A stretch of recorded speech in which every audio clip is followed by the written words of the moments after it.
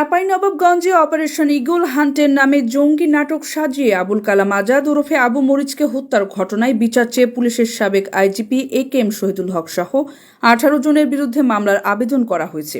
সোমবার সন্ধ্যায় ঘটনার 8 বছর পর নিহতের স্ত্রী সুমাইয়া খাতুনের পক্ষে শিবগঞ্জ থানায় মামলাটি করেন তার ভাই সানাউল্লাহ সুলভ। মামলার আবেদনে প্রধান আসামি করা হয়েছে অপারেশন ইগল হান্টের আভিযানিক দলের উপপরিদর্শক সাব্বির আলম চৌধুরীকে।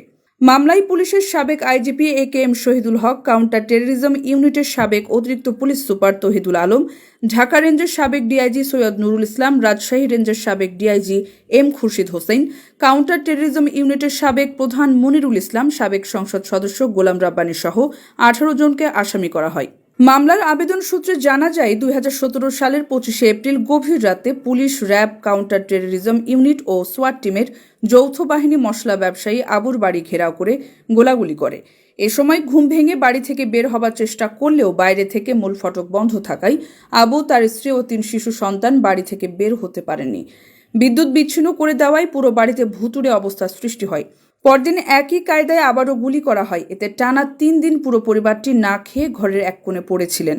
তৃতীয় দিন গুলির এক পর্যায়ে বাড়িতে প্রধান আসামির নেতৃত্বে আইনশৃঙ্খলা বাহিনী প্রবেশ করে স্বামী আবুকে কাছ থেকে গুলি করে হত্যা করে তার মরদেহ জঙ্গি হিসেবে দাবি করে উঠিয়ে নিয়ে যাওয়া হয়। এ সময় নিহতের স্ত্রী সুমাইয়াকে আটক করে নিয়ে যান তারা। আহত সুমাইয়া 1.5 মাস চিকিৎসা শেষে জেলে এবং 2 বছর পর জামিনে মুক্ত হয়ে বাড়ি ফিরে আসেন।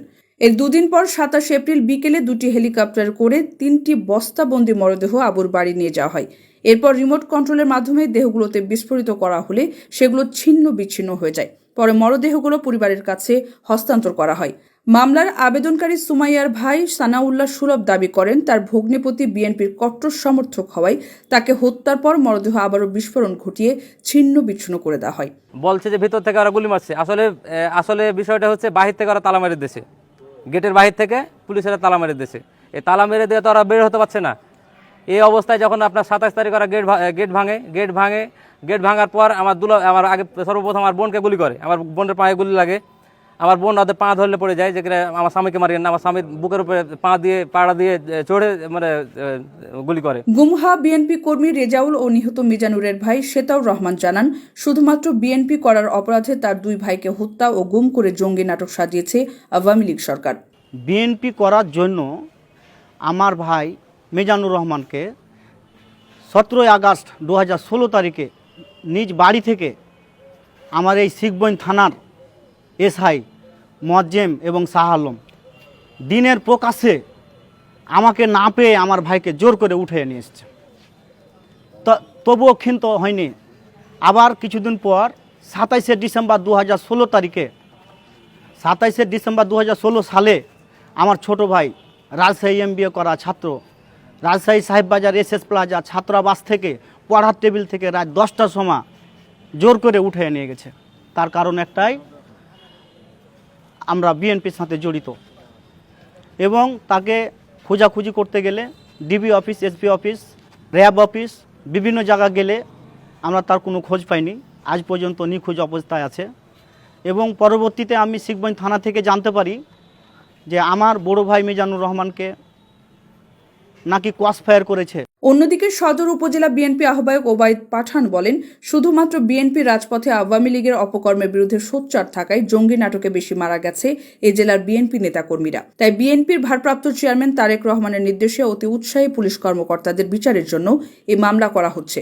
আশা করি এর সুষ্ঠু বিচার পাব। ইগল হান্টের যে মূল ভিকটিম ছিল আবু, যে মারা গেছে, নিহত হয়েছে, তার স্ত্রী অভিযোগ করেছেন এবং আমাদের ভারপ্রাপ্ত চেয়ারম্যান জনাব তারেক রহমান সাহেব এটা মনিটরিং করছেন উনি নিজেই, এবং আমাকে সে দায়িত্ব পালন করতে হচ্ছে, দায়িত্ব দিয়েছেন।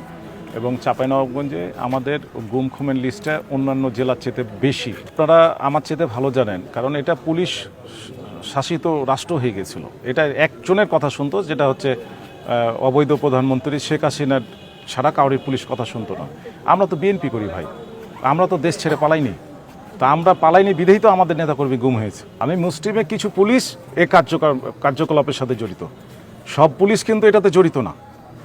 আমাদের চাঁপাইনবাবগঞ্জে হয়তো SP সাহেব জানে না, অ্যাডিশনাল SP কাজ করে বসে আছে, কারণ অ্যাডিশনাল SPর হয়তো DIGর সাথে সম্পর্ক, তখন SP কে প্রাধান্য দেয় না। অনেক ক্ষেত্রে এটা আমরা দেখতে পাচ্ছি।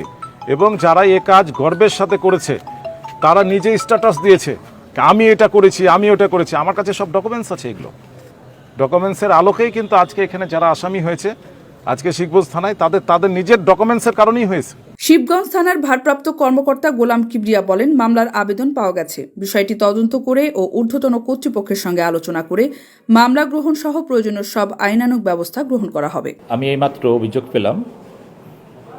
তো অভিযোগটি মানে যে ঘটনাটা হচ্ছে অনেক পূর্বে 2017 সালের। তো অভিযোগ প্রাপ্তির সাপেক্ষে আমরা ঘটনাটা তদন্তপূর্বক এবং ঊর্ধ্বতন কর্তৃপক্ষের সাথে আলাপ আলোচনা করে পরবর্তী ব্যবস্থা নিব, আইনানুগ ব্যবস্থা নিব খুব শীঘ্রই। এখানে ওই আমাদের কিছু পুলিশের ঊর্ধ্বতন কর্মকর্তাদের নাম আছে।